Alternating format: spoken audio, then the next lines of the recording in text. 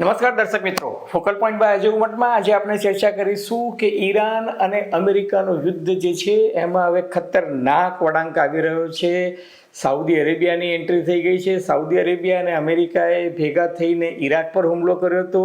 હવે ઈરાક પછી ઇજિપ્ત પર આજે ઈરાને હુમલો કર્યો છે અને હવે એવી વાતો સંભળાઈ રહી છે કે તુર્કીએ પણ કદાચ આ યુદ્ધમાં ઝંપલાવે તો નવાઈ નહીં. અને બીજી તરફ ઇઝરાયેલે લેબેનોનમાં હુમલા ચાલુ રાખ્યા છે, પણ સાથોસાથ પેલેસ્ટાઇન અને હમાસ પર પણ હુમલા શરૂ કરી દીધા છે. તો રશિયાએ યુક્રેન પર હુમલા વધારી દીધા છે અને આ યુદ્ધમાં હવે ચીનની એન્ટ્રી થઈ રહી છે.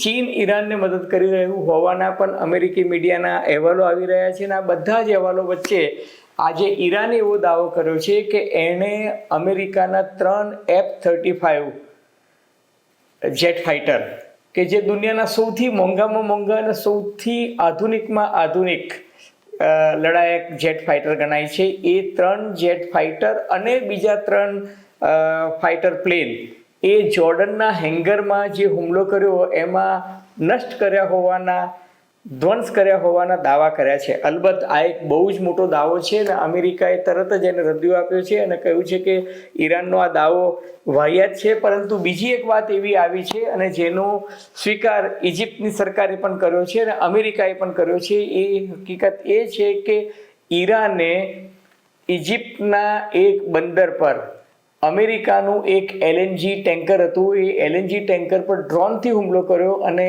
એ ટેન્કર પર જેવું ડ્રોન પડ્યું એ સાથે LNG ટેન્કરમાં આગ લાગી. અમેરિકી માલિકીનું આ જહાજ હતું એમાં આગ લાગી અને આગની જ્વાળાઓ એટલી બધી ભભૂકી કે એ પોર્ટ પર પડેલું જે બાજુમાં જે બીજું જહાજ હતું એ જહાજમાં પણ આગ લાગી. ટૂંકમાં 2 જહાજો જે છે પોર્ટ પર લાંગરેલા હતા ત્યાં જ ભસ્મીભૂત થઈ ગયા ને એને કારણે પોર્ટને પણ નુકસાન થયું. ઇજિપ્તની સરકારે વિધિવત રીતે એનો સ્વીકાર કર્યો છે. અને ત્રીજું કે અમેરિકાએ ભયંકર લગભગ 2 કલાક સુધી દક્ષિણ અને પશ્ચિમ ઈરાનમાં ભયંકર બોમ્બ વર્ષા, આજે મોડી રાત્રે જ્યારે હું આ વિડીયો બનાવવા બેઠો છું ત્યારે ભયંકર બોમ્બ વર્ષા લગભગ 3-4 કલાક પહેલાં કરી છે અને એની ઘણી બધી તસવીરો જે છે હવે આવી રહી છે. ટૂંકમાં યુદ્ધનો વ્યાપ જે રીતના વધી રહ્યો છે એ જોતાં હવે એવું લાગે છે કે ઈરાન અને અમેરિકા વચ્ચે જે સમજૂતીની વાતો ચાલતી હતી, મંત્રણાનો મુસદ્દો ઘડાતો હતો, એના પર હવે પૂર્ણ વિરામ મુકાઈ ગયું હોય એવું લાગે છે અને યુદ્ધનો વ્યાપ જે છે વધી રહ્યો છે. આ તમામ મુદ્દાઓની ચર્ચા આજે આપણે કરીશું ફોકલ પોઈન્ટ બાય અજય ઉમટમાં. પરંતુ એ પહેલાં મારી આપ સૌને નમ્ર વિનંતી છે કે જો તમને આ એપિસોડ ગમે તો લાઈક કરો, શેર કરો, સબસ્ક્રાઈબ કરો અને મહેરબાની કરીને પેલું બેલ આઇકોનનું બટન દબાવવાનું ભૂલતા નહીં, જેથી તમને અમારા નવા વિડીયોઝના નોટિફિકેશન્સ મળતા રહે. તો ધન્યવાદ.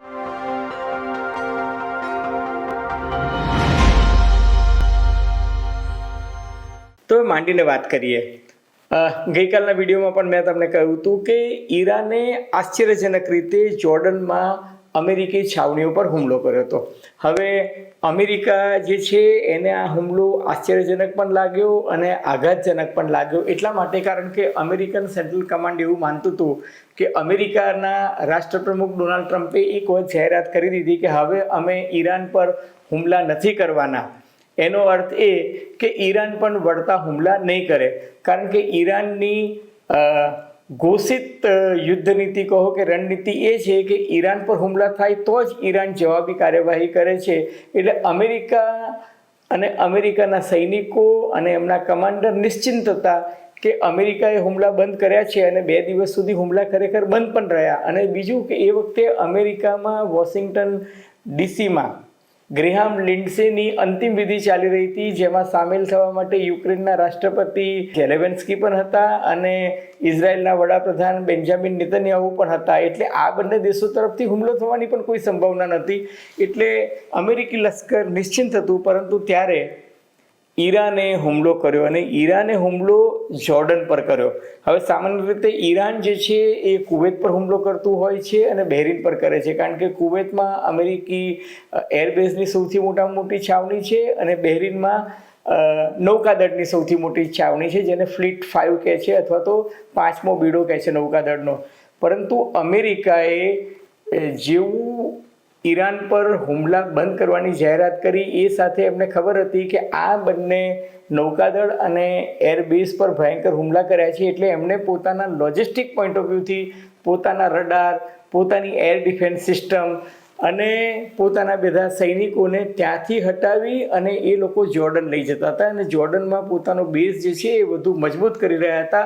એટલે ઈરાનને લાગ્યું કે અમેરિકાનો ભરોસો નથી, કારણ કે 17મી જૂને જેમ મેમોરેન્ડમ ઓફ અન્ડરસ્ટેન્ડિંગ સાઇન કર્યું અને પછી થોડા દિવસોમાં જ એનો ફૂંક કરી નાખ્યું, એ રીતે ઈરાનને લાગ્યું કે અમેરિકા જે છે એ હુમલા અટકાવી અને સમય ખરીદવા માંગે છે અને પછી ભવિષ્યમાં જોર્ડનથી હુમલા કરશે. એટલે એમણે જોર્ડનની છાવણી ઉડાવી દેવાનો નિર્ણય કર્યો અને જોર્ડનની છાવણીમાં જબરજસ્ત હુમલા કર્યા. અલબત્ત અમેરિકી સેન્ટ્રલ કમાન્ડનો દાવો છે કે જોર્ડનમાં 5 બેલિસ્ટિક મિસાઇલ આવી હતી અને 5 બેલિસ્ટિક મિસાઇલ જે છે એ અમેરિકી છાવણીઓમાંથી વળતા હુમલા દ્વારા, ઇન્ટરસેપ્ટર મિસાઇલ દ્વારા એરમાં જ એને ધ્વંસ કરી દેવામાં આવી છે. પરંતુ ઈરાની મીડિયામાં IRCG એટલે કે ઇસ્લામિક રિવોલ્યુશન ગાર્ડના પ્રવક્તાએ વિડીયો જારી કર્યા છે ને એ વિડીયો જે જારી કર્યા છે એમાં એમણે દાવો કર્યો છે કે અમે અમેરિકાના 3 F-35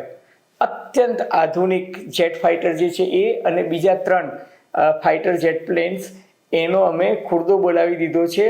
અલબત્ત હવામાં નથી માર્યા, પરંતુ એ હેંગરમાં હતા ને એ હેંગર જેને એરબેઝ હતો ત્યાં તોડી પાડ્યા હોવાનો દાવો કર્યો છે. અલબત્ત અમેરિકી સેન્ટ્રલ કમાન્ડે એનો ઇનકાર કરતાં કહ્યું છે કે આ વાત તદ્દન વાહિયાત છે, પરંતુ એમણે એવું ચોક્કસ સ્વીકાર્યું કે ઇજિપ્તના બંદર પર ઈરાને ડ્રોન અટેક કર્યો છે અને એને કારણે અમેરિકન લાયસન્સવાળું જે મર્ચન્ટ નેવી હતું જેમાં LNGનું ટેન્કર હતું એમાં ચોક્કસ આગ લાગી છે અને એક બીજું જહાજ જે એની બાજુમાં લાંગરેલું હતું એમાં પણ લાગ્યું છે. હવે દરમિયાનમાં સાઉદી અરેબિયા જે છે, સાઉદી અરેબિયા અને યુએસએના આર્મ ફોર્સિસે ઈરાકનો એક વિસ્તાર છે એ ઈરાકના વિસ્તારમાં લગભગ 7 અલગ અલગ જગ્યાએ હુમલા કર્યા હતા. એ ગઈકાલની વાત છે. હવે એ જે હુમલા કર્યા એમાં એક જગ્યા જે હતી ત્યાં લગભગ 20 જેટલા લોકો મૃત્યુ પામ્યા અને મોટે ભાગના જે મૃત્યુ પામ્યા છે 7 હુમલામાં એમાં કરબલા જતા અરબ યાત્રીઓ જે છે એમની પર પણ હુમલો થયો છે. એનાથી ઈરાકના જે શિયા મુસ્લિમ બિરાદરો જે છે એ ભયંકર નારાજ થયા છે અને એક્સિસ ઓફ રેઝિસ્ટન્સ જેને કહી શકાય એમાં હુથી લડવૈયાઓ પણ છે, હમાસ પણ છે, હિજબુલ્લા પણ છે અને ઈરાકમાં આવેલા શિયા મિલિશિયા છે. આ બધાએ ભેગા થઈ અને એવું કહેવાય છે કે સાઉદી અરેબિયાની ઓઇલ ફેક્ટરીઝ અથવા તો રિફાઇનરીઝ જે છે એના પર હુમલો કર્યો અને એમાં 2 કે 3 જગ્યાએ આગ લાગી છે.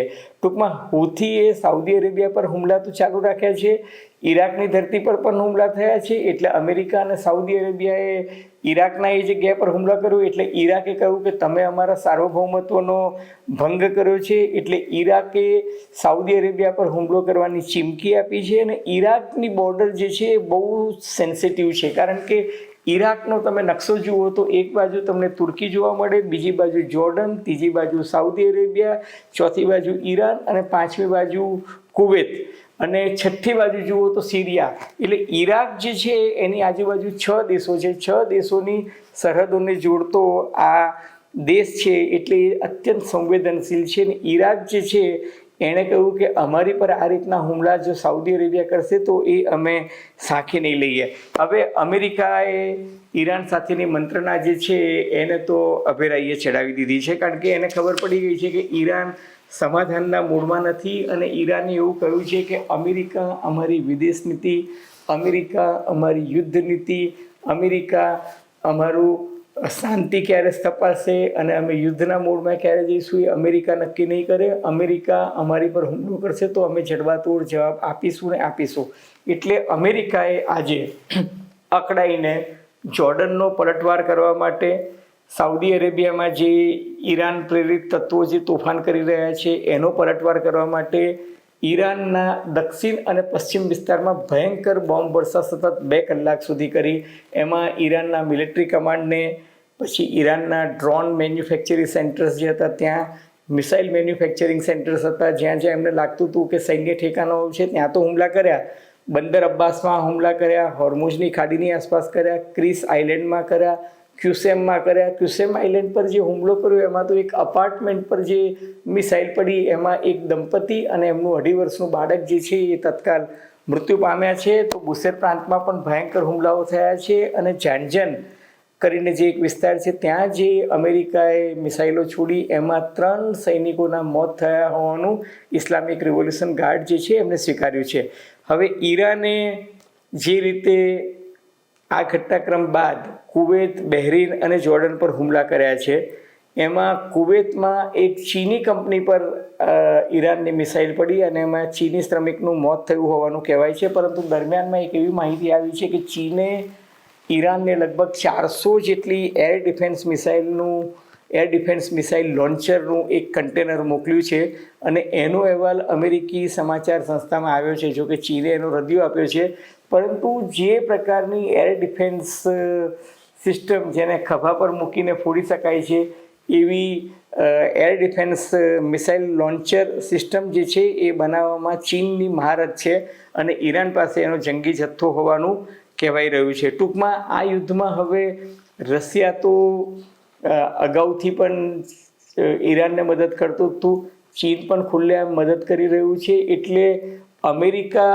ઇઝરાયલ એક તરફ છે તો બીજી તરફ ઈરાનની પડખે પ્રત્યક્ષ નહીં પણ પરોક્ષ રીતે ચીન અને રશિયા પણ મદદ કરી રહ્યા છે. અને હવે એવું કહેવાય છે કે તુર્કીએ કદાચ ઈરાનની મદદે આવે એવી સંભાવના છે. ટૂંકમાં યુદ્ધનો વ્યાપ જે રીતના વધી રહ્યો છે એ જોતાં એવું લાગે છે કે આવનારા દિવસોમાં સ્થિતિ જે છે ભયંકર રીતે વણસી જશે. કારણ કે એક તરફ હોર્મુઝની ખાડીમાંથી જહાજો નીકળતા નથી, બીજી બાજુ બાબ અલ મંડેબમાં પણ હોથી લડવૈયાઓએ બૂચ મારી દીધો છે. એટલે તમે વિચારો તો લગભગ દુનિયાનું 35% જેટલું ક્રૂડ ઓઇલ જે છે એનો જથ્થો જે છે એ ચલણમાં આવતો બંધ થઈ ગયો છે. બીજી તરફ ડોનાલ્ડ ટ્રમ્પે રશિયા પાસેથી ક્રૂડ ઓઇલ ખરીદતા દેશો પર 100% ટેરિફ નાખવાની વાત કરી છે. એટલે મામલો જે છે હવે ગંભીર નહીં, અતિ ગંભીર પરિસ્થિતિ તરફ જઈ રહ્યો છે. અને એનો સૌથી મોટો પુરાવો એ છે કે ક્રૂડ ઓઇલના ભાવ ઉપર જઈ રહ્યા છે. યુદ્ધ વિરામ થયો ત્યારે $100થી $80 આવી ગયા હતા. આજે ફરી પાછું 90 અને $92 પર આવી ગયા છે. એનો અર્થ એ છે કે માર્કેટ અત્યંત સેન્સિટિવ હોય છે. ક્રૂડ ઓઇલ માર્કેટની અત્યારે હું વાત કરું છું. એ જોતાં એવું લાગે છે કે આ યુદ્ધનો વ્યાપ વધશે. જો સમાધાન સમયસર આગામી 24 કલાક બહુ જ ક્રુશિયલ છે, મહત્ત્વના છે. એમાં જો કોઈ બીજા યુરોપના દેશો દરમિયાનગીરી કરીને પાકિસ્તાન, કતાર કે ઇજિપ્ત દરમિયાનગીરી કરે કે તુર્કીએ દરમિયાનગીરી કરે ને મામલો થાળે પડે એવું આપણે સૌ ઈચ્છીએ, પણ જો નહીં થાય તો પરિસ્થિતિ કદાચ કાબુ બહાર જશે અને એ ક્યારે થાળે પડશે એની કલ્પના કરવી પણ દુષ્કર છે. મિત્રો, તમને ફોકલ પોઈન્ટ બાય અજય ઉમટનો આ એપિસોડ 9 ગુજરાત સમયને અમદાવાદ મિરરના સથવારે ગમ્યો હોય તો એને લાઇક કરજો, શેર કરજો, સબસ્ક્રાઈબ કરજો. આપ શું માનો છો? આપની ટીકા, ટિપ્પણી, અવલોકન, અનુમાન અમને ગમશે. ધન્યવાદ, ખૂબ ખૂબ આભાર.